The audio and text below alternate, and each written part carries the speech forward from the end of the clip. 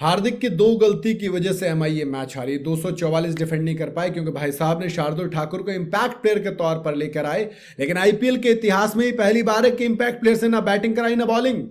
क्यों ही लाए, इससे बड़े इस्तेमाल ही ना करते। और ट्रेविस हेड, भाई साहब कैच लगा, अपील ही नहीं की गई, किसी ने ध्यान ही नहीं दिया, कैचेस छूटे सो अलग। अब मैं सोच रहा हूं हार्दिक बेचारा क्या करेगा।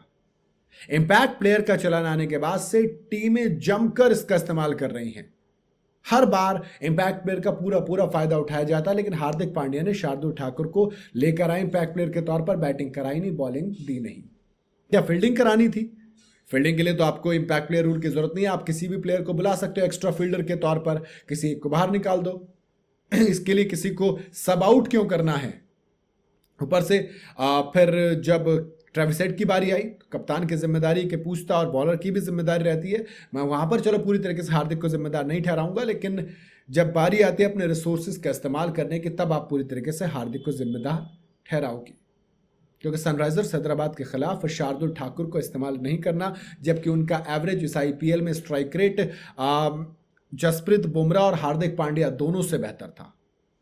गोल्डन आर्म है, आपको विकेट नहीं मिल रहे थे, क्या पता विकेट मिल जाता, क्या पता वो लास्ट की पार्टनरशिप तोड़ सकते थे। You never know. कैप्टन के तौर पर इंपैक्ट प्लेयर नाम के लिए नहीं है, इस्तेमाल के लिए दिया गया था।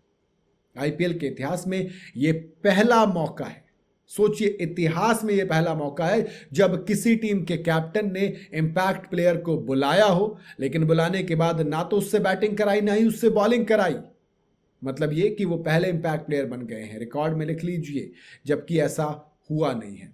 शार्दुल ठाकुर आईपीएल 2026 में कोई ऐसा नहीं है कि इतने खराब परफॉर्म किया हो।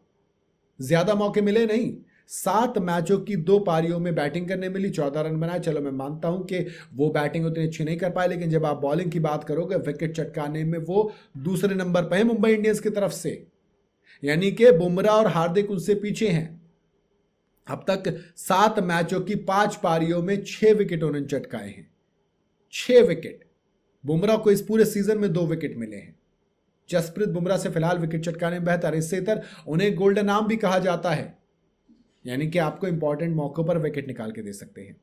हार्दिक ने हालांकि कहा मैच के बाद कि नहीं दोस्त, हम किसी एक पर ठीकरा नहीं फोड़ेंगे, एज अ यूनिट हम फेल हुए हैं, एज अ कलेक्टिव फेलियर है, किसी एक के ऊपर जिम्मेदारी थोपना या बॉलर्स को अंडर द बस थ्रो कर देना सही नहीं। मैं बिल्कुल मानता हूं कि बॉलर्स को अंडर द बस थ्रो नहीं करना चाहिए, नहीं देखना चाहिए जसप्रीत बुमराह, ट्रेंट बोल्ट को, लेकिन दोस्त बात तो करनी चाहिए ना कि आप क्या कर रहे हैं। हार्दिक की इकोनॉमी खुद की लास्ट की खराब रही, वरना शुरू में अच्छी बॉलिंग की थी, लेकिन बुमराह की इकोनॉमी 13.5 की रही है, तो 13.5 की इकोनॉमी। गजनफर 2 विकेट जरूर चटकाए, लेकिन 12.7 की इनकी इकोनॉमी रही है।